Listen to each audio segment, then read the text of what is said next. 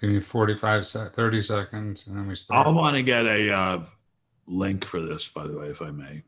Yeah, you have them. For sure. Well, you'll have to show me how that works, Okay. if you don't mind.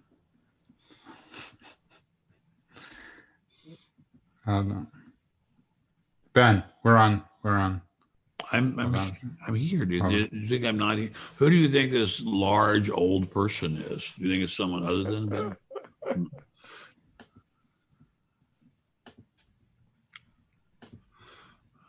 Says we're live on YouTube. I think.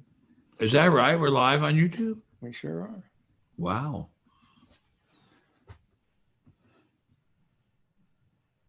So I can call my mother if she were living, and if she knew what YouTube was, and tell her to watch me. Correct. Okay. My sister's alive. She could do it. She wouldn't. Okay. Welcome back to the world according to Ben Stein. I am your host, Judah Friedman. This is our third episode, and we're thrilled to have you. Follow us on Parler at Ben Stein, and subscribe to the podcast on YouTube at World According to Ben Stein. Please tell your friends, your family, your significant others, Please tell your acquaintances, and please do tell your enemies. Joining us always is the other Ben Boychuk of American Greatness, the finest managing editor from Bangor to Big Bear. Hey, Ben. Hi, how are you? Thanks for having me. Good, how are you? Oh, hanging in. That's all we could do. And of course, the incomparable Louis Fine. Give us a big Louis Fine hello. Yeah, how do you do the QAnon? I don't know how to do it, but I could just... Thank you, Louis. And we are also pleased to welcome back Remzo Martinez, Parler's Director of Outreach and Podcaster Extraordinaire. Hey, Remzo. Judah, how's your week going? Oh, my week is going. That's the best way to put it. And finally, the man of the hour, writer, actor, economist, and of course, America's humble servant, Benjamin Jeremy Stein. God bless you, sir. And, as we come up sometimes with these ideas, and I want to welcome everybody listening on YouTube and that is in attendance on the Zoom, but Ben and I were discussing what to post on Parler as we drove down to the desert, and we hit really bad traffic on the way back. Really bad. So we had a lot of time to think, and Ben brought up George Orwell and the good, fun car conversations, of course. And as Ben just started riffing, and I said, man, you got to write that down. So he did. And so I posted it today, and it was obviously the first quote is who controls the past controls the future, who controls the present controls the past. This perfect jewel of maxim from Orwell's 1984, this is Ben obviously, explains how terrifying the future of America is now. The left has created a fictitious past of the last 50 years in the United States of America, in which we are a racist, fascist concentration camp. To fight this, we will have a new unconstitutional federal government of strict rules and laws that unfree the free society, all based on an America that ceased to exist half a century ago. And tonight we are going to discuss the murder of history. Ben, I wanted to say American history, but you said of history. So Ben, have at it. Well, I don't think that people are aware of the real history of the world. For example, we had a candidate who came close to winning the Democrat nomination for president, who was a fan of Joseph Stalin, the worst murderer in the history of the world until Mao Zedong came along. And he actually spent his honeymoon in Russia and never really apologized for that. Never apologized for his being a fan of Stalin or of communist Russia or of communism in Russia or of communism generally. And he was loved, worshipped, cheered to the rafters at the Democratic National Convention. It's incredible. History, even in terms of the most wicked, horrific mass murders imaginable, has simply been expunged from the memory of the world. It doesn't exist. If you ask young people today about Stalin, they don't even know who Stalin was. They don't know who Stalin was. They don't know what communism was in Russia. They don't know who Mao Zedong was. And I put myself, I'm ashamed to say, in that group when I was at Yale, where we lived like kings. we were chanting, holding Mao Zedong's little red book. I'm sure I have a copy of it here somewhere in my office. And we did not know, literally did not know, that Mao Zedong was an even worse mass murderer than Stalin. Did not know that. And we were going around, stomachs full, driving elegant cars, dressed in Brooks Brothers clothes, cheering Mao Zedong. Idiots that we were. Same thing is happening in America right now. We have taught young people that America is a racist, fascist country. We have taught them lies about how Black people are being systemically oppressed and that there's such a thing as systemic racism. Unquestionably, without any doubt, there was. And it was horrific the way Black people were treated in this country for a very, very long time. Unbelievably horrible. That stopped some time ago. Instead of cheering that, instead of cheering the 400 or 450,000 white men who died to free the Black man, we consider America a racist, fascist nation. What the hell is wrong with us? And on that point, before I get to Ben Boychuk, you raise an excellent point. I have a friend who is an extremely brilliant kid. And Ben, I've spoken to you about this, and I'll tell you all the story. He called me up one night, and we were talking about this, and he said, well, he said Trotsky wasn't such a bad guy. Oh my God, that's terrible. He was a mass murderer. No. And he went to, and I had to get into him. I had to get in it with him about the amount, but this is what they're teaching at the universities. Yes, because Trotsky is a very Jewish romantic name. Oh, no, his name was Bronstein.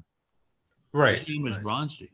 Right, but the Trotskys start the revolution. The Trotskys, right? My bad. Pay the bill. Right. So with Trotsky, they were saying, he thought that he just wasn't that bad. And on that note, terrible killer, mass murderer. And on that note, Ben Boychuk. Well, history repeats itself. First as tragedy and then as farce. The farce seems to be the popularity. If you know where that was written, I'm going to be very impressed. Well, I do, but I want to ask you before I lose my train of thought. If Sanders is the farce, can you explain, maybe for younger people who might be watching this, what was the attraction for your generation to a guy like Mao Zedong?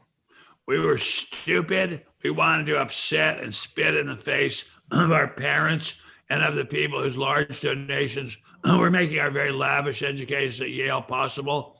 I would call it a form of extreme stupidity plus mental illness. I mean, we were crazy, and yet what a good time we had. You cannot imagine the fun we had running around the New Haven Green with our little red books and chanting, and then coming back to our apartments paid for by our rich parents or well-to-do parents and smoking dope and having sex. And so nothing has changed in that regard. I don't know if they have sex anymore. Well, they might, right. But nothing has changed. They go out, they riot, they go back to their parents' house. They go back to the houses their parents have made them. I mean, what an incredible bunch of jackasses we were. And yet we had such a good time. Well, it was fun. I was going to say, before the Sandman, there was Henry Wallace. Ben Stein, tell us about the esteemed former vice president. Henry Wallace, socialist / Democrat, ran was it 48 or 52? I think he ran 48. Yeah, in 48, got a large amount of votes of Democrats. And he was an out and out fan of the Soviet Union, a puppet of the Soviet Union. I think there have been documents in the Venona files that expressed the possibility that he was an actual Soviet agent. I'm not sure of that. I don't want to swear to that. But this was the guy who was very close to being the nominee for president of the Democratic Party. And he was an explicit fan of one of the worst mass murderers in history, the other one being his friend, so to speak, Mao Zedong. That we have had some really sick people in this country in high office. I was just a little pisser punk at Yale, although I was valedictorian of my class, but not by grades, by the election of my classmates. But these guys were big powers in the government of the United States of America, and they were fans of a dictator who killed people by the tens of millions by gunshot and starvation. And I didn't mean to interrupt you before, Ben Boychuk, as you were following. I'm sorry, Ben Boychuk. I beg your pardon. I know I lost it. I just. I beg your pardon, sir. Well, no. I guess we could go back all the way to Marx, who coined that phrase about history repeating itself. Yes. About the seduction of bad ideas is a very old, phenomenon in the world. And but Marxism, the genius of Marxism, the extraordinary genius of it is that plays explicitly on envy and tells people, we're going to take your envy, your raw, nasty envy, and we're going to call you morally superior for being envious. Marx himself had wealthy industrialist cousins or nephews or uncles or something like that, some close relative. He was incredibly jealous of them. He was poor. He attacked them by creating Das Kapital, an incredibly long, complicated work, and humiliated them and demonized them, all because he was so jealous of them. That has been the appeal of Marxism ever since. One, envy. You can take these kids and they're envious of the people who actually go out and work and succeed at something, and you can tell them, and they can tell you, we're morally superior because we're demonstrating against you, and we're demonstrating in favor of the black man. They're not helping the black man one goddamn bit. They're just helping themselves to attention and fame. And on that note, let's go to Remzo, who I'm sure has quite a few questions. Sure, has quite a few questions. God bless him. Yeah, I remember very early on in my beginning career as a journalist, there were two books by Orwell that I really read specifically, and one I carried around with me as I traveled across the metro in and out of D.C. every day. It was Why Right, and then his first book, what was it? Out and About in London and Paris. Down and Out in London and Paris. And London.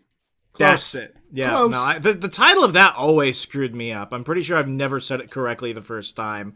But what was always interesting is the first time I was exposed to Orwell was in high school, and very much I think he has this. I wouldn't call it a misconception. I can't even find the word right now.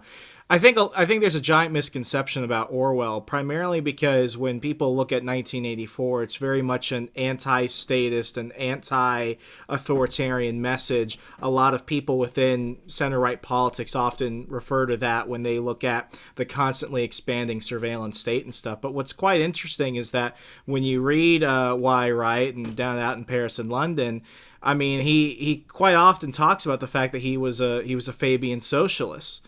In fact, one reason why he really identified very much as a Fabian, as a democratic socialist, was when he went in the Spanish Civil War and saw how the communists, took advantage of the whole terrible situation. The Stalinists specifically. Exactly. The Abraham Lincoln Brigade. Yeah, and it always shocked me how.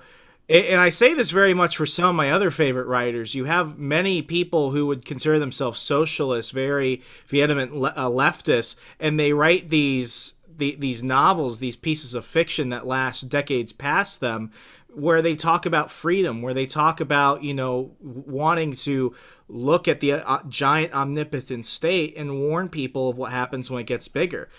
My question for you is, why do you think that often it's been leftists who leave us these giant pieces that often somewhat juxtapose their own ideas? Because there aren't many conservative writers in the world of fiction. And even for those that are there, they haven't been able to really touch the works of, let's say, 1984, Animal Farm, or even Aldous Huxley's Brave New World. And I'm pretty sure Huxley was socialist. Let Ben answer the question. Okay. I don't know. Your question is very, very good. I would like to go back to what I said a few minutes ago and say, I think the Marxists started with this incredibly ingenious idea that we're going to be very selfish, and we're going to call ourselves unselfish and kind and giving and sharing and driven by wishes for equality. Starting out with that incredibly clever premise, they can't go too far wrong as far as their fans are concerned. If you have a person who's praising capitalists and industrialists and the people who build factories and make iron or make steam or railroad locomotives, you're not going to, it's hard to romanticize them. Like, I suppose it can be done, and it has been done, but there are not many of that. The main drivers for fiction are ability of the writer to tap into the wishes, fears, hopes, loathings of the reader, and these are more likely to be along the lines of envy than of congratulations. And Rock Breath has asked the question, person listening, if nothing has changed in protests of stupidity, where did today's violence come from? That's a very good question. I think it came largely from the fact that the police have been penned up by the politicians, are not allowed to keep these demonstrators under control. And also the demonstrators are a new breed of person. I mean, even the most, let's say, violent of the demonstrators in the 60s were peaceful demonstrators compared with today's demonstrators. Today's demonstrators, at least a lot of them, not all of them, to be sure, not all of them, very much not all of them, are just criminals. And they're just criminals running wild and looting. And the media has somehow branded them as demonstrators and protesters, but they're really just thieves and con men and arsonists. So somehow the media allowed them to be rebranded or did the rebranding themselves. So, and once a person is told, hey, you can leave your home, go run around, steal some piece of stereo equipment, like it's not called stereo equipment anymore, some piece of electronic equipment, and take it home, and on TV, various famous people are going to call you a freedom fighter. It's a big incentive to go do it, and the police are not going to shoot you. The police are not going to lock you up.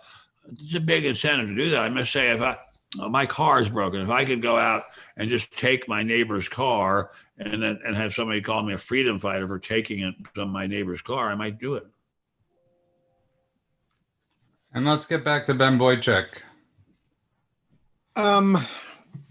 So at the outset, you make the assertion that history has been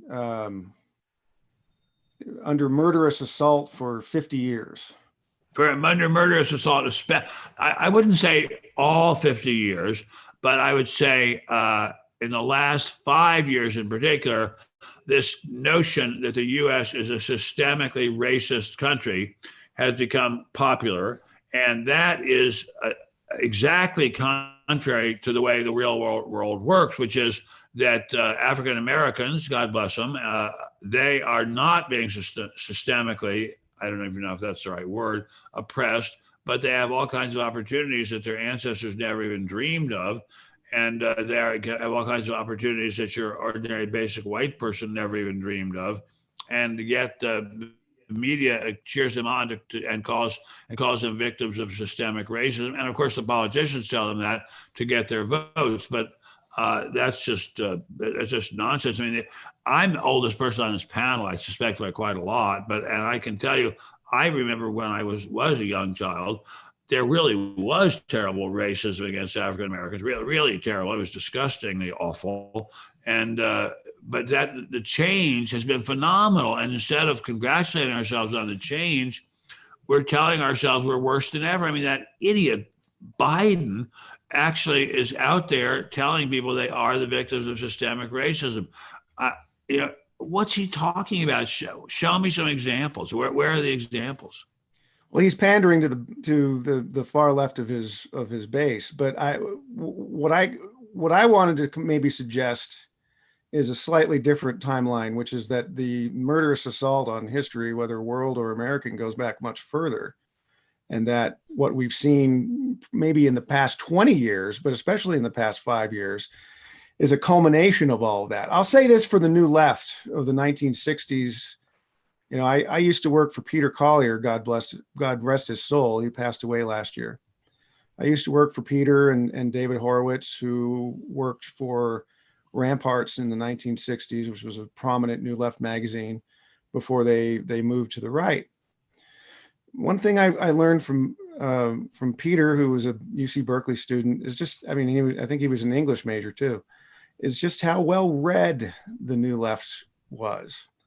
And that impresses me. I haven't run across any of those people, but God bless you. I think it's well, they were very well read. They just didn't gain any wisdom from what they read. Well, also, I think what Ben Boychuk is also talking about is people like Chomsky and Alinsky are being read a lot. What we're getting, what I would suggest, and I'd love to get your thoughts on this, is that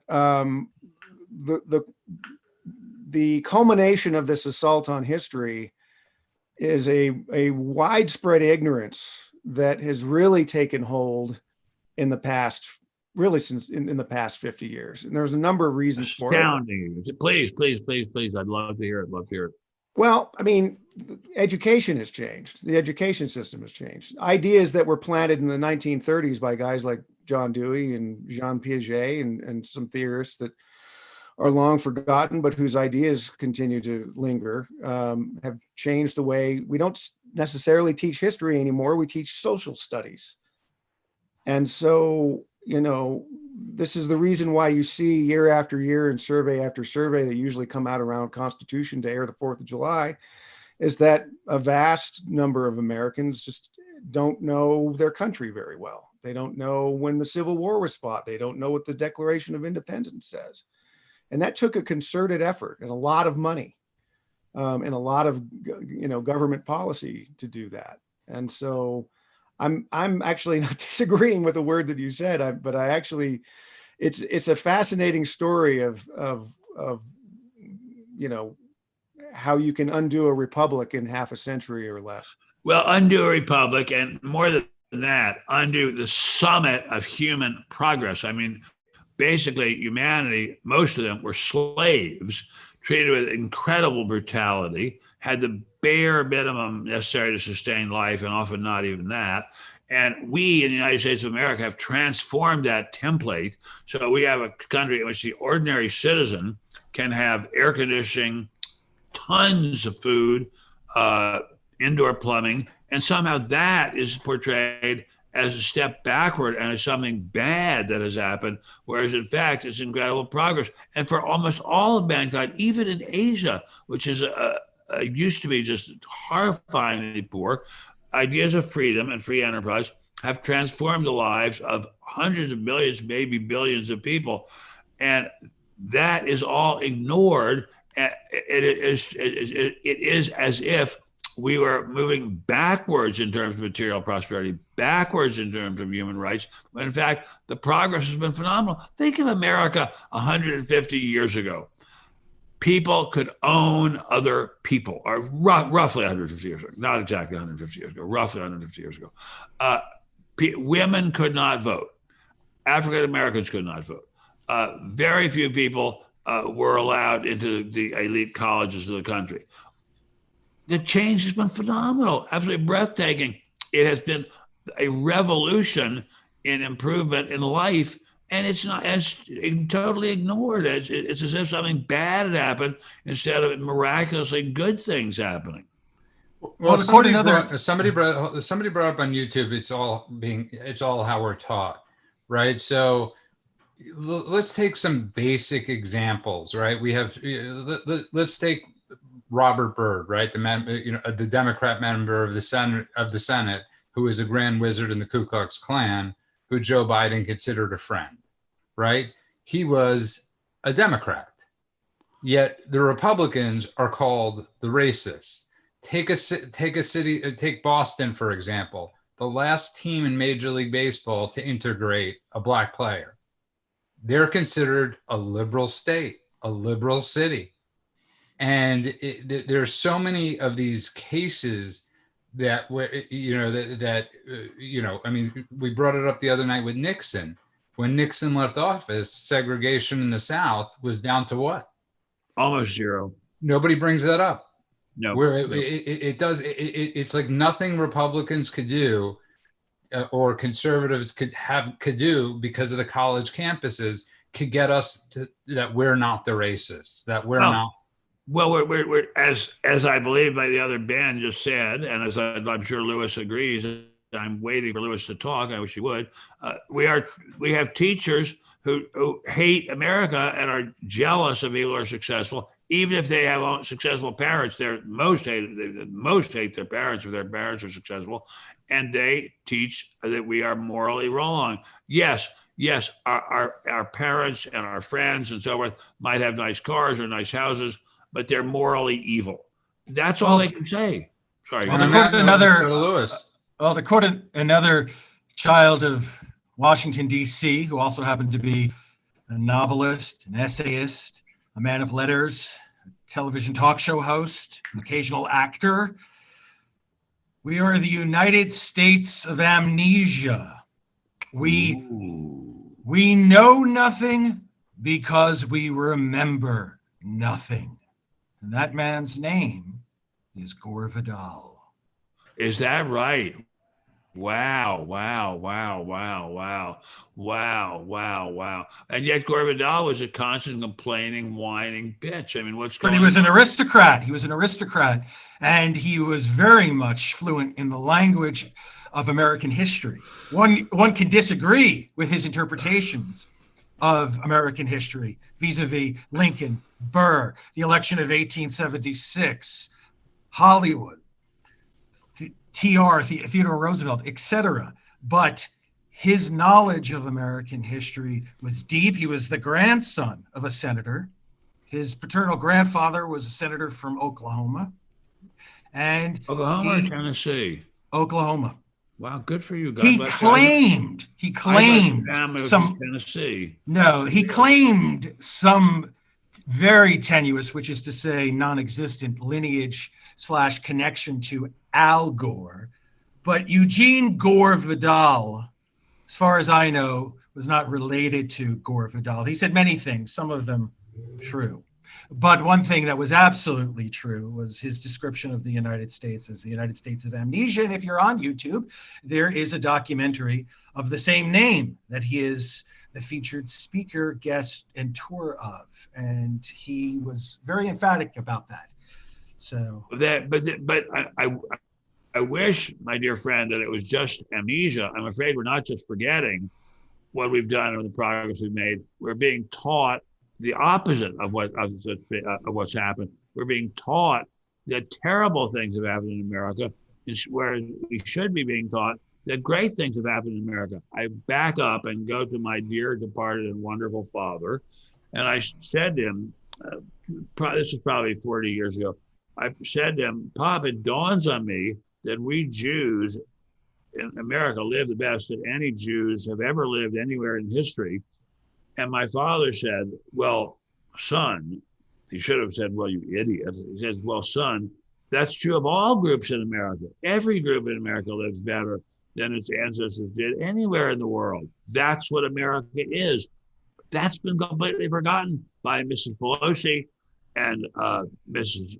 Kamala Harris and Mr. Biden. I imagine he forgets everything. And it's terrifying that instead of congratulating America on America's progress, we are, again, apologizing for America, just like Mr. Obama did when he was first elected. We are tapping into a literally insane dislike of America when you consider the good that America has done in the world. So I have a question for you, Ben. So for everybody, actually. So the last 50 years, let's say I'm 44. Remzo's the baby 12. of the group. Lewis is close in age, 12? and Ben Wojcik is close. I'm 12 and a half, actually. And I have this. I constantly think that we're from a generation that, take aside, it's a big aside, 9/11. We haven't had much strife in our lives. We haven't had your generation, yes. Your generation. We haven't had the war, the Vietnams. We haven't had the Korean War. I know we've been in Afghanistan for God knows how long, and I somehow think, before Donald Trump, the biggest thing in the news every day was like GMOs and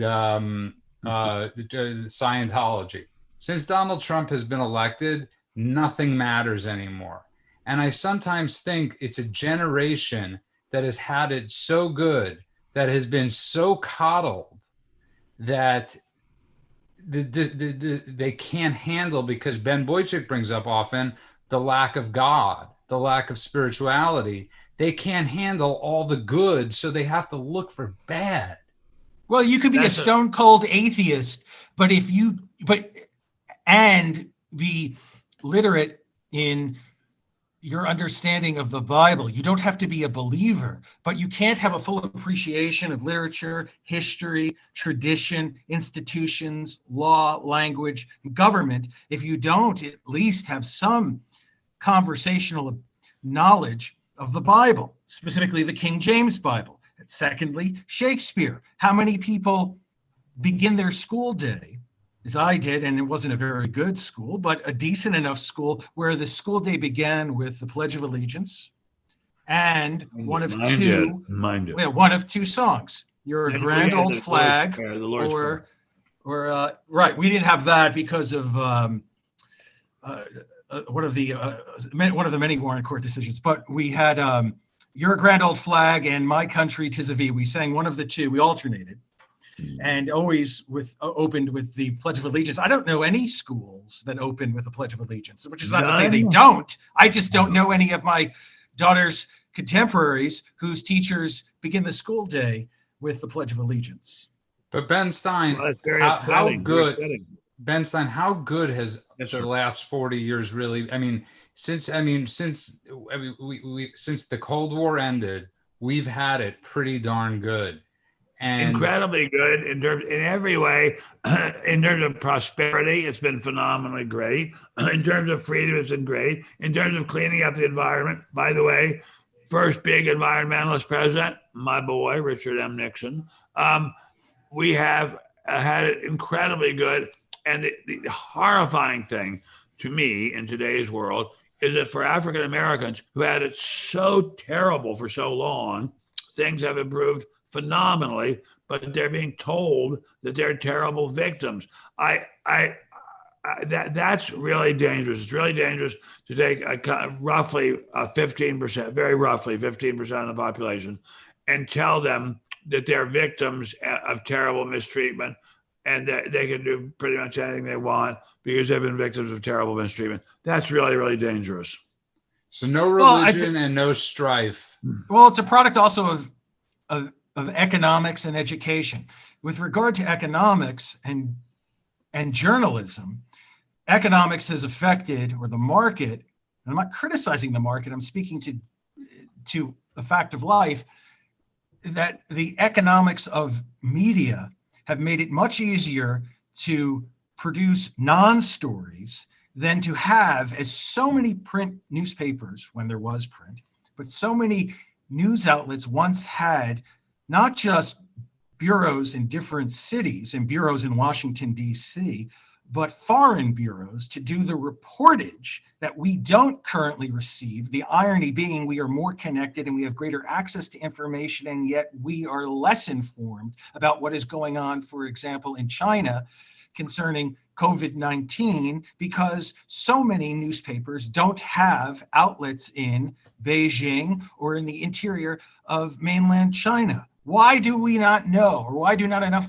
people know in this country, that only 7 Taiwanese have died from COVID-19 since December 31st, 2019?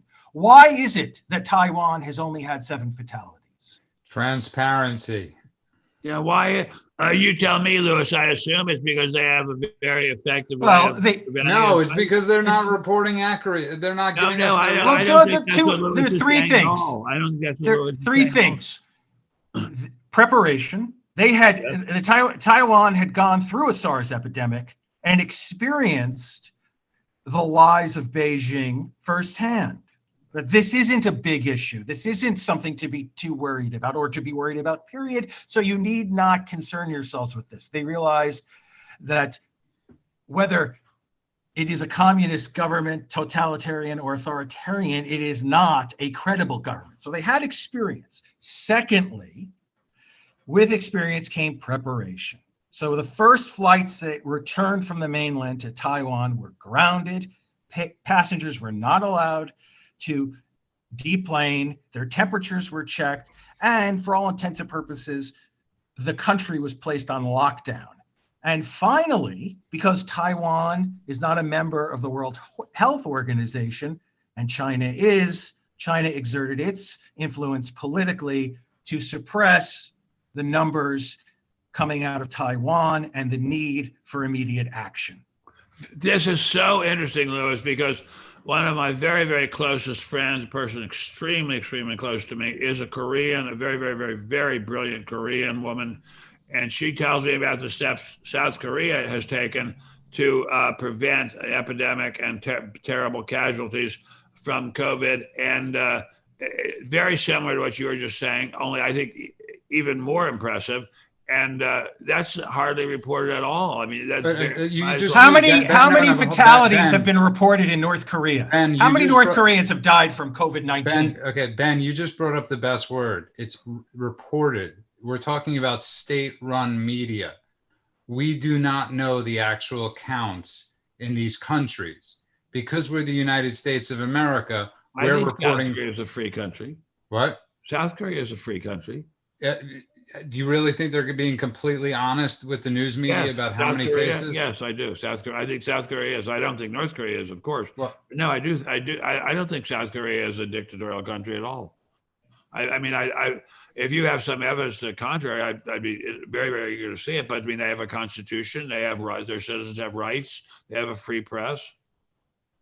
I think it's more interesting that China's number of fatalities has remained fixed. Right.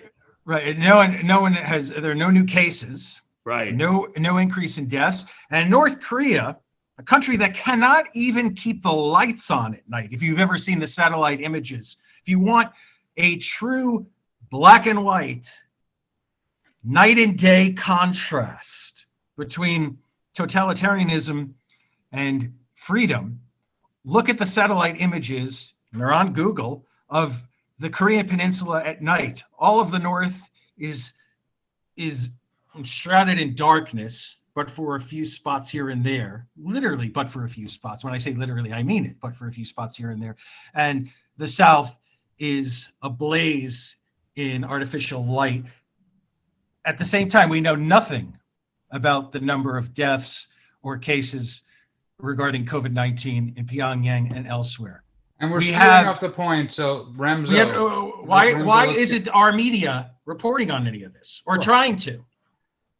Good point, because they're not sympathetic to South Korea, because South Korea is our friend. It's a free country. It's a super, super successful capitalist success story.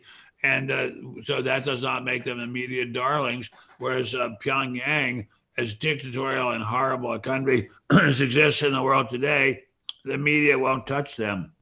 Look, I want to make one additional point, and then I yield back the balance of my time, Mr. President. You don't have to be a genius, far from it, to take public information and extrapolate from it in a way that is analytical and far more insightful than your average reporter. Case in point, prior to 9/11, the only other time Disneyland in Anaheim, California had closed was following the assassination of President Kennedy. The closures, plural, of Shanghai Disney, Hong Kong Disney, Tokyo Disney. And nobody said, that's strange. Disney never closes. And they've all closed their parks in Asia. And there's also this virus in the news. I wonder if there's a connection. By the way, I find it extremely, almost impossible to believe that Taiwan has only 500 cases reported. Taiwan is a free country, B, an incredibly efficient, smart country with very, very, very capable people. For its size, it's a wonder of the world. Okay, but and Ben, 500 people. I can believe almost anything good about them. They But are. think of how close they are to China. 500 their experience people. and history with China. 500 But they people are and different 7 people. deaths. They're operating in a free society, and they're very smart people. They're Okay, very, but very still, but Ben, 500 cases and They're 7 very, very deaths. smart. They're very, very It's an smart. island. Oh, What? I mean, It's an island. That's right. I don't know how far it is from the coast of China, but I think it's about 130 miles or 140 miles. It's getting closer with the artificial archipelago the Chinese are right. building. Exactly. Soon it'll be a few miles. Anyways, I'm not Remzo, concerned about it's China. Remzo's turn. Sure, I'm not that concerned about. I mean, I'm concerned about China. Obviously, we all are, but I'm concerned about the elections coming up. In the elections coming up, people are being told that they have a choice between Donald Trump, who has done miracles in terms of the economy of this country, has never had a racist bone in his body, not even the slightest racist cell in his skin, and they're being told that he is a fascist, repressive racist. Biden, who has a history in terms of racial matters, is let's say equivocal at best. He's treated as the savior, as the new Martin Luther King Jr. What's going on here? Where did that come from? That's all made up. People are being told, millennials especially, who really needed education very badly, are being told that our current president is basically a Klansman. That's complete nonsense. That's absolute, total, insane nonsense. Yet that is not far from the daily front page of the New York Times. But how can you no, know the hold truth on a second. if But you a free can't media. ask the Louis, question? hold on. But a free media, Ben. It's a Sorry? free media. They're a free It's media, a free right? media. It's a free media in theory, but in fact, it is controlled by a small handful of extreme leftists. And in fact, I'm glad you brought that up, my dear friend Judah, because we have these problems with Facebook and other gigantic social media, in which private individuals can basically shut down free speech. So the Constitution was based on the frightening possibility of the government shutting down free speech, but the possibility that private individuals would get to be so powerful that they could shut down free speech, that was not, I think, conceived of in the days of the writers of the Constitution or the Bill of, or the Declaration of Independence. But that's what's happening. And I won't bring it up again, but free media, Taiwan has free media too. I find it hard to believe that a country of 23 million people has 500 cases. And there's a difference between something that is hard to believe and something that also happens to be true. I'll give you an extreme example. One of my heroes is the late Jan Karski, who I describe as Pole, Catholic, giant, and also righteous among the nations. When he came to the United States to report on the state not only of Poland, but also the status of Poland's Jews, Justice Frankfurter, after having heard Jan Karski's report of the conditions in the Warsaw Ghetto and the existence of the Belzec death camp, said, "I find it impossible to believe what you have said." And the person in their company jumped up and said, "Felix, how could you call this man a liar?" And Justice Frankfurter said, "I didn't call him a liar. I said, I find it impossible to believe." And on that note, let's get to Remzo, who's been silent. Wow. What you just said, Louis, just breaks my heart. Remzo, go for it. I think we should all just jump the shark and just all expose ourselves to COVID at this point. Just let it happen. We'll get over it together. Some might not make it, but we'll try. There's a lot to unpack, and kind of, rewinding it a little bit. One thing that I always admired about Orwell, the journalist, was that he very much spoke about his disdain for academic elitism and elitism within the media environment itself. And I do quite remember the feeling I had when I left the media to go to my job at Parler. My blood pressure just completely dropped. But, going back to what Ben Boychuk brought up about, the Foreign Office and everything, and Louis elucidated to a lot more of the info about that in terms terms of how it just deteriorated over time. I'll never forget seeing so many of my colleagues who were, beat reporters covering the State Department, DOJ, etc.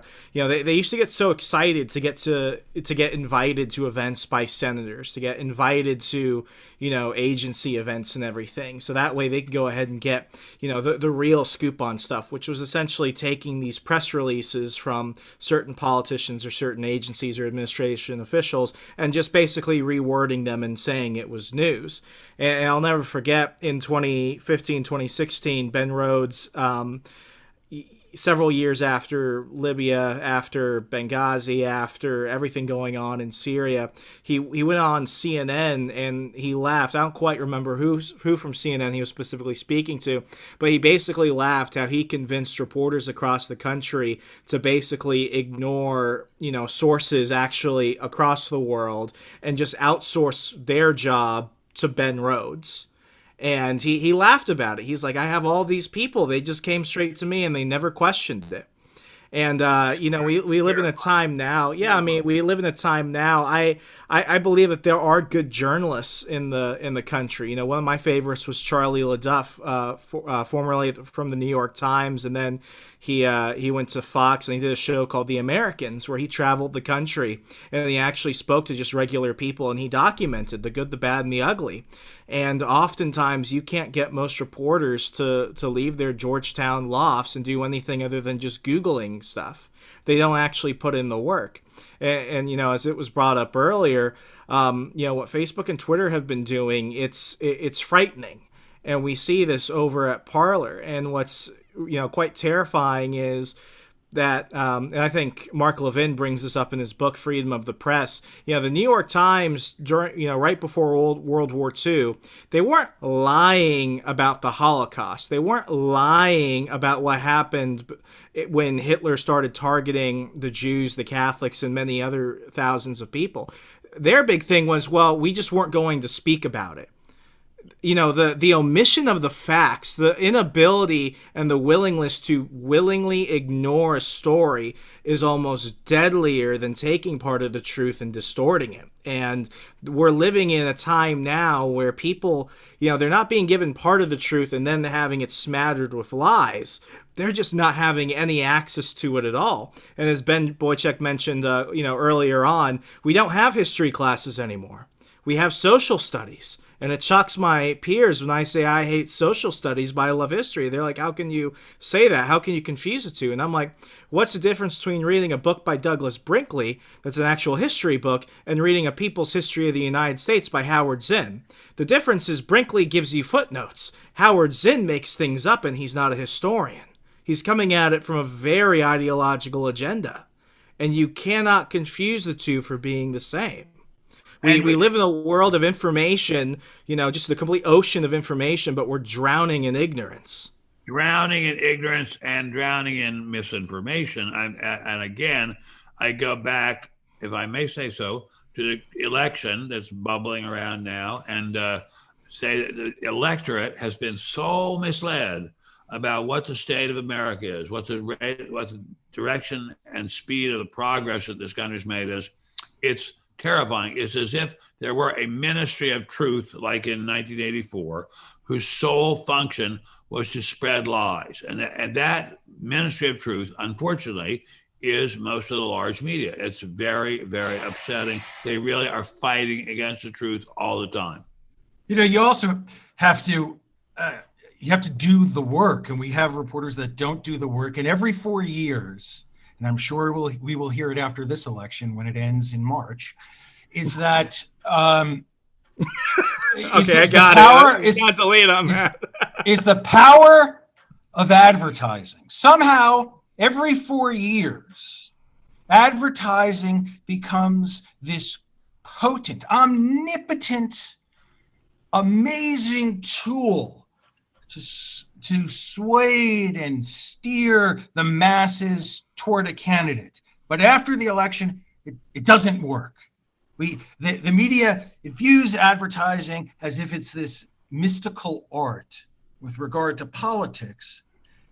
And then all the other advertising that's done for those other 364 days it doesn't, we tune it, we somehow tune it out. And I said after the 2016 election, it's not so much that a foreign government attempted to meddle in our election. That doesn't shock me. That happens all the time. Allies spy on allies, enemies and adversaries spy on each other. It's the notion that, and I still issue the challenge. Can someone please come forward from a swing state, either Pennsylvania, Michigan, Wisconsin, or elsewhere, and say, but for these ads that I misconstrued as news, that I read repeatedly for 3 weeks straight, day in and day out, I was a committed Clinton supporter who ended up voting for Donald Trump. And I was duped by a combination of forces on the right, the so-called alt-right, and forces out of Moscow. Is there any person that has come forward and said that, as opposed to maybe, just maybe, Hillary Clinton ran a bad campaign? As opposed to Dan Rather, who actually did sway votes with his fake story about Bush, right? So it, nobody ever. And it took a citizen, a blogger of all people, to say the typeface did not exist when these documents that you cite as evidence were produced. You're talking about the AWOL papers from 2000, right? Yeah, it's only the right that is duped into misinformation. The left never gets duped into any misinformation. It's only conservatives. We're deplorables and idiots. I remember being in Beverly Hills when Dutton's Books still they not only had a bookstore in Beverly Hills, they were in business. That was their second bookstore. And there was a woman who was taking Q&A on a memoir. She was either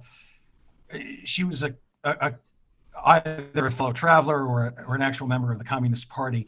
And when challenged on how could you not know about Stalin and the show trials, she said, well, you have to understand, it was the Hearst press. It was a right-wing press. They were lying. We couldn't trust them.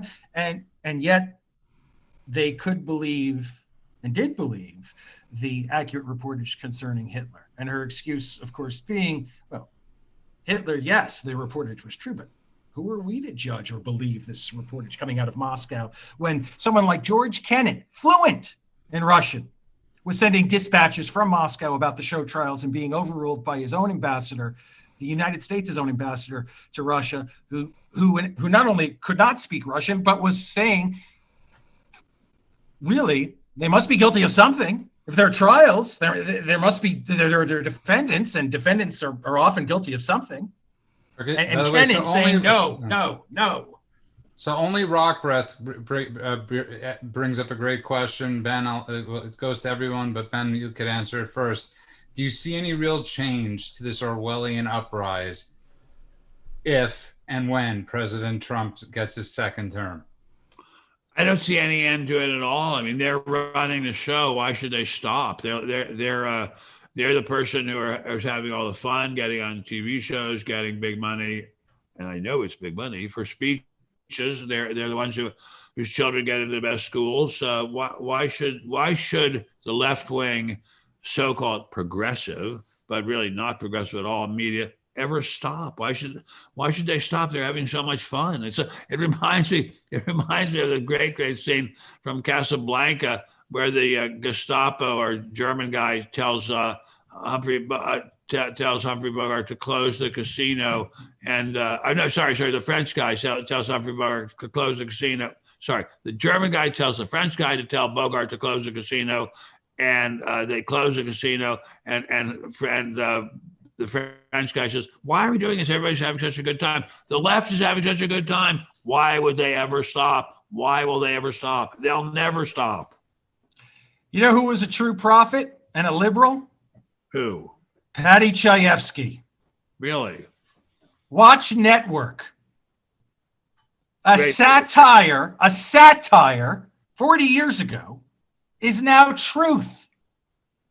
It's worse. It's worse than that. It's far worse than that. I mean, we now have a situation where we have essentially a one-party media, and we have essentially censorship of free speech by the one-party media, which is the one party is the party on the left.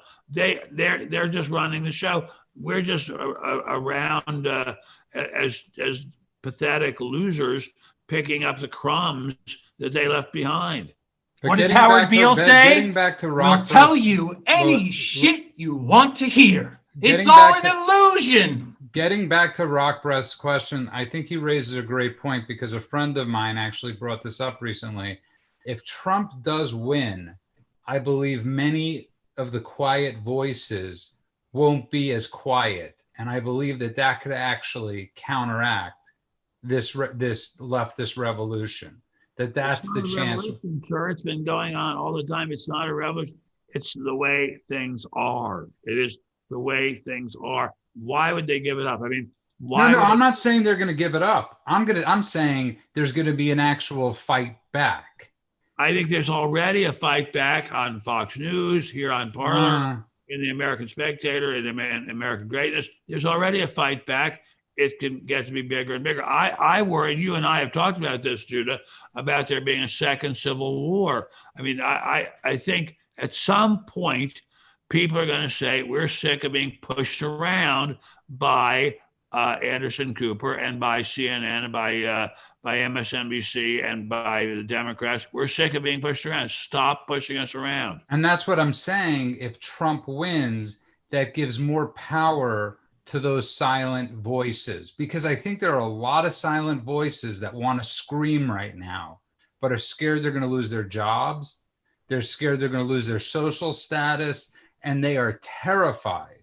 And if Trump does win, I believe a lot of those people possibly could be unleashed. That would be wonderful if true. Wonderful if true. Let us pray, as they say. Let us pray. Ben Boychuk? Not. Well, the book everybody needs to read, if you haven't read it already, about what's at stake in the upcoming election is called The Stakes by my friend Michael Anton. Book came out in September, and it probably isn't being as widely read as it should be. But what Michael really does in that book is synthesizes a lot of what we've been talking about this past hour. And in particular, it's hard to say, because if you think about it, Judah, all this stuff that you're warning about, people losing their jobs. I mean, that's happened with Trump in spite of Trump. Yeah, you're right. Exactly right. You're totally right. Right. And so it's easy to imagine. It's not hard if you try. Right. Whether Trump wins or loses, even if he wins, it is easy for me to imagine, as I'm sure most everyone on this panel and people who are watching this, that the corporate strictures on speech and thought get much worse. I sometimes I'm sort of amused to reflect on the idea that my Marxist communications professors at UC San Diego were right, but they just didn't have the imagination. Guys like Herb Schiller or Ben Bagdikian, who wrote The Media Monopoly 35 years ago, talking about this corporate concentration and control of publishers and newspapers and TV stations. But what they didn't realize, or maybe they did, that their students would one day come to run those companies. And that what they feared as a right-wing control of the media has ultimately become the left-wing control of the media. And boy, ain't that grand for them. And so that's kind of where we are now. It's grand. It is grand for them. It's a lot of fun being popular. It's a lot of fun being well paid. Those people are having a lot of fun. And isn't it wonderful to be in the cultural elite and at the commanding heights of the culture, of the media, of all of that, and yet to pretend that you're somehow part of a resistance? That is, I know people, even people in my family, very close relatives who call themselves members of the resistance and are multimillionaires living in gigantically expensive apartments in New York. It's fabulous. It's great. Remzo? Ben Stein, if your liberal family members would ever like to equally redistribute their wealth, I can go ahead and give you my P.O. box so they can mail me some checks later. But there's a story I remember reading in a book about the Koch brothers and their family. It was called The Sons of Wichita. And there's a part in the book where Fred Koch Sr., the oil tycoon that birthed, the Koch family, wealth and everything. He went to Europe, and for some reason he had to meet with an official from the Soviet Union in terms of actually setting up oil pipelines in the USSR and actually trying to at least negotiate friendly terms between the United States and Russia in terms of energy. People often forget we still had to negotiate with them on some levels, and Fred Koch in the private sector had to do that. And as he's working with this official, and they have a very tenuous relationship, after a week goes by, they're saying goodbye to each other, and Fred Koch is like, well, this is probably the last time we'll see each other. And the Russian looks at him and he says, the next time I see you, I'll probably be seeing you in your country. And they left it at that. And Fred Koch walks away and he's like, something about that doesn't necessarily make me feel very comfortable. And very much now we live in a world where the real worlds of the future are going to be information wars like what we're seeing now. And,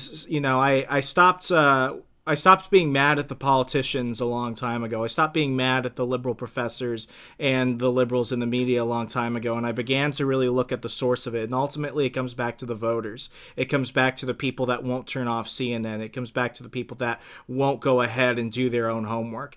Ultimately, if we don't take the power back ourselves as lovers of liberty, of individual freedom, freedom of expression and freedom of belief, if we don't take that back ourselves, no amount of change will ever come. And ultimately, as we come up near another election, it's like preparing for a martial arts tournament. If you've never done anything, if you've never kicked anything in your life, but you show up to fight, Danny from the Karate Kid, and he kicks you in the face, it doesn't matter. You weren't training, you weren't preparing, you weren't sparring, you weren't getting ready for that. When the election is over, said and done, no matter who wins, the fight isn't over. It's an everyday struggle, and everything has to compound based off our actions daily. Good work. Yeah, that's a great point. And I just want to say something quickly, is that the proof sometimes is in the numbers. The NBA finals were down 80%. Okay, they had their lowest rated game, I believe, ever, almost since 1994. Okay, so the social justice messaging has been tuning people out.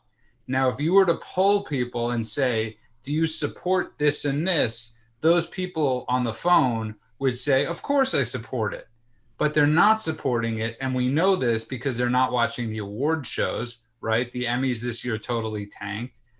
NBA finals. Everyone is stuck at home. They have no excuses not to There's watch. no excuses other than people are sick of being preached to. People are sick of being inundated with Black Lives Matter and all of these different things, and we must vote. And so I do believe that after this election, nobody's going to trust the media anyways. What do they have, a 14% trustworthy rate? So this isn't like there is a chance to fight this, because there are people that are fighting it just in a different way. They're not watching. Okay, I have to go. I have an invalid wife. I have to make her dinner before it gets food. Okay. I think that's a powerful close. That's Not it. sick with hate, but sick because they love America and they're angry about what's been happening to America. Ben Boychuk, can you That close was us out RN in with how to find us? 1968. Ben Boychuk, can you close us out with how to find us? Well, yeah, you can find us online all over the place. Parler, first and foremost, at Ben Stein. We've got a Facebook page now. Please like us there, at World According to Ben Stein. And again, please subscribe to us on YouTube. Tell your friends, tell your enemies, at World According to Ben Stein. And thanks everybody for joining us for this live stream. And if you missed it, thanks for watching. And Ben, if you could give us your Have a great night, everybody. And this show will be up on YouTube very soon. Thank you for listening. Thanks. God bless you, one and all. Thank